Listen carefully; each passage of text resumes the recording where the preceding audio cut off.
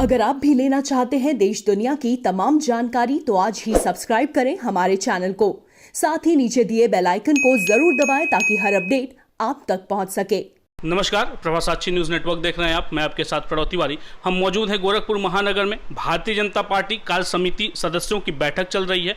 गोरखपुर के दीनदयाल नगर मंडल के पदाधिकारियों की एक बैठक चल रही है। इस बैठक में क्या खास है, क्या कुछ कहा गया है, क्या नए निर्देश दिए गए हैं आगामी चुनाव को लेकर, उसके मद्देनजर ही यह बैठक की यहाँ पे एक रूपरेखा तैयार की जा रही है। क्या कुछ कहा नगर विधायक मुख्य अध्यक्षता की और महानगर के जो अध्यक्ष हैं राजेश गुप्ता जी ने, उन्होंने भी अपनी कुछ बात कही है। आइए उनसे मिलते हैं और खास बातचीत का एक जो प्रस्तुतिकरण है आपके सामने लाने की एक कोशिश करते हैं। प्राप्त हुआ है, मैं अपने आप को उनकी बातों से समाहित करूँगा और जो कुछ उन्होंने कहा है मैं उसको दोहराने का प्रयास नहीं करूँगा। देश की राजनीतिक परिस्थितियों के बारे में, भारतीय जनता पार्टी की स्थिति और देश के योगदान के बारे में आपने बहुत विस्तार से बातें रखी। ये कार्यसमिति की बैठक है और कार्यकर्ताओं की बैठक है और तब हो रही है जब चुनाव सामने है। आप जानते हैं कि चुनाव का बिल्कुल बन चुका है। आप किसी व्यक्ति के लिए काम नहीं करते हैं, आप संगठन के लिए काम। और इस बात का एहसास आपको करना होगा कि आप जहां जिस भी दायित्व पर रखे गए हैं उस दायित्व पर आपकी भूमिका क्या है। 1971 में भारत पाकिस्तान का युद्ध हुआ है। INS पोखरी आपने से बहुत लोग टक्कर के बाद के होंगे नहीं जानते होंगे या उस समय बच्चे रहे होंगे नहीं जानते होंगे। पाकिस्तान विदेशी ताकतों की मदद से हमारे जहाजों को समुद्र में डुबाने में लगा। उस समय के जो नेवी के कमांडिंग अफसर थे INS पोखरी के महेंद्रनाथ मुल्ला, वो उसके कैप्टन थे। आप में से अधिकांश लोगों ने महेंद्रनाथ मुल्ला का नाम संभवतः नहीं सुना। सुना है? नहीं। तब तो आप ये कतई नहीं जानते होंगे कि गोरखपुर इतना गौरवशाली महानगर है कि महेंद्रनाथ मुल्ला इतनी गौरव होने की बात है।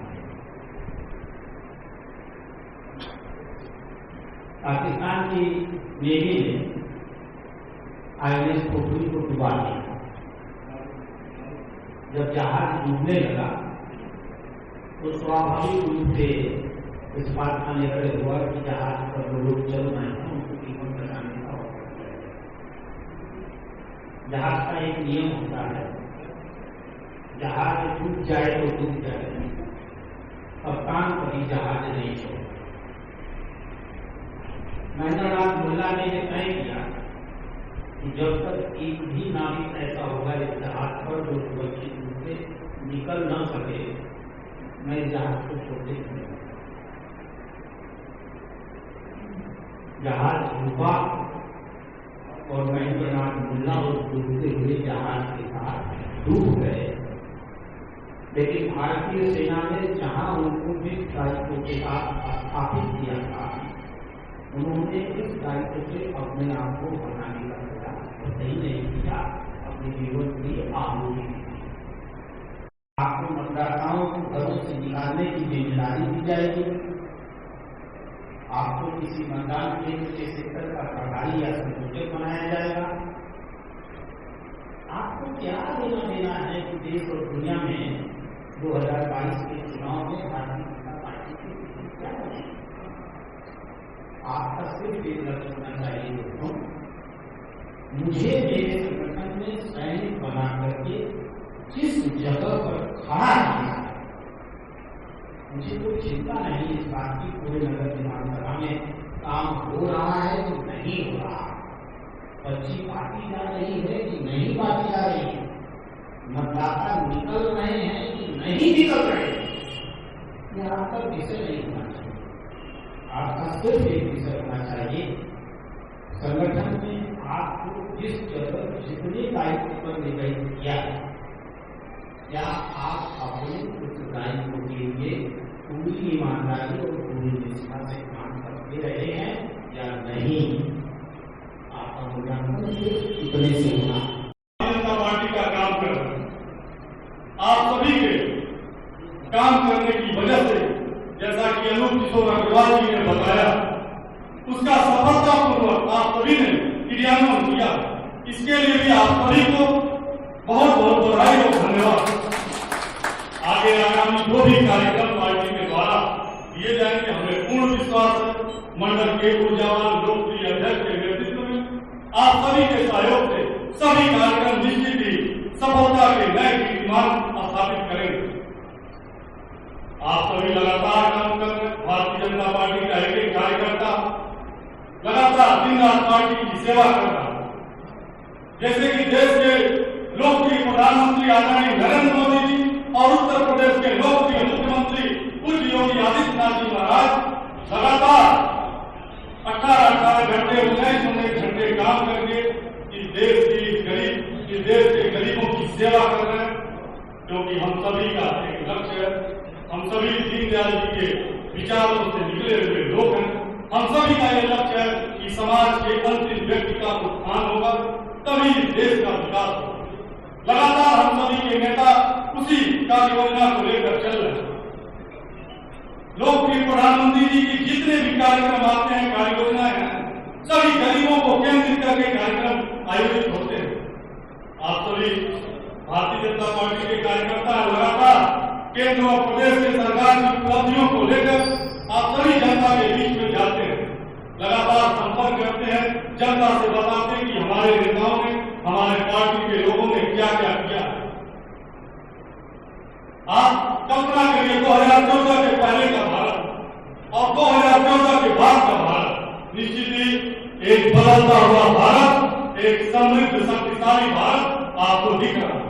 अभी गोरखपुर में M4 लेन की सड़कों पर जाल, राम रमदास की परियोजनाएं, अस्पताल का चिड़ियाघर एवं विभिन्न मंदिरों के कायाकल्प की जो लगातार आप सभी देख रहे हैं कार्यक्रम आयोजित होते हैं। जब भी मुख्यमंत्री जी गोरखपुर में आते हैं, हमको गर्व है ऐसे मुख्यमंत्री को कि जब वो गोरखपुर में आते हैं तो लगभग 100 करोड़ की परियोजनाएं हमारे इस गोरखपुर महानगर को देखे जाते हैं। आज इस कार्य समिति बैठक के माध्यम से हम उत्तर प्रदेश के लोकप्रिय मुख्यमंत्री पूज्य योगी आदित्यनाथ जी के प्रति विशेष तौर पर धन्यवाद ज्ञापित करते हैं। हमें गर्व है कि आप उत्तर प्रदेश के मुख्यमंत्री हैं। आप सभी अभी कल 5 तारीख का भी महत्व आप सभी जानते हो। हम कभी कल्पना करते थे, हम कभी नारा लगाते थे कि जहां हुए बलिदान सर जी वो कश्मीर हमारा है, लेकिन आज जो चरितार्थ हो पाया है तो भारतीय जनता पार्टी की नेतृत्व में, मोदी जी के नेतृत्व में एक मजबूत सरकार केंद्र में बनी है, तभी वो संभव हो पाया है। कश्मीर से धारा 370 समाप्त हुआ, 35 से समाप्त हुआ और लगभग 500 वर्षों से जिस राम जन्मभूमि के लिए पूरा हिंदू समाज आंदोलन करता था, लगभग 5 लाख हिंदुओं का बलिदान हुआ। हम सभी कभी सपने में भी नहीं सोच पा रहे थे कि वो कभी पूरा होगा। विपक्ष के नेता लगातार सवाल उठाते थे, आप सभी उसका जवाब नहीं दे पाते थे। लोग कहते थे कि रामलला हम आएंगे, मंदिर नहीं बनाएंगे, लेकिन तारीख नहीं बताएंगे।